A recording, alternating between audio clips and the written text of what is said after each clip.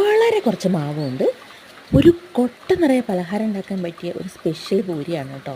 അതിന് വേണ്ടത് തുല്യ അളവിൽ മൈദപ്പൊടിയും തുല്യ അളവിൽ തന്നെ നല്ല നൈസായ അരിപ്പൊടിയാണ് കേട്ടോ. പച്ചവെള്ളത്തിൽ ഉപ്പിട്ട് കുഴച്ച് നമ്മൾ ചെറിയ ബോളുകളാക്കി, ബോളെന്ന് പറയാൻ പറ്റില്ല, നീട്ടി തന്നെ ആക്കിയതിന് ശേഷം ഇതുപോലെ പരത്തിയിട്ട് നമ്മൾ എണ്ണയിലിട്ടിട്ട് പൊരിച്ചെടുക്കുക.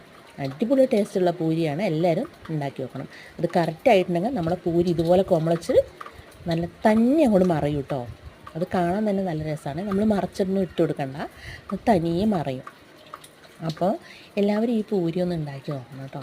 നമ്മുടെ ചാനൽ സബ്സ്ക്രൈബ് ചെയ്യാത്തവരൊക്കെ സബ്സ്ക്രൈബ് ചെയ്യണം, ലൈക്ക് ചെയ്യണം, ഷെയർ ചെയ്യണം. നമ്മുടെ പൂരി ഇതുപോലെ ഇങ്ങനെ വന്നിട്ട് കണ്ടോ, തനിയെ അതുപോലെ അങ്ങ് മറിഞ്ഞു വരുമേ.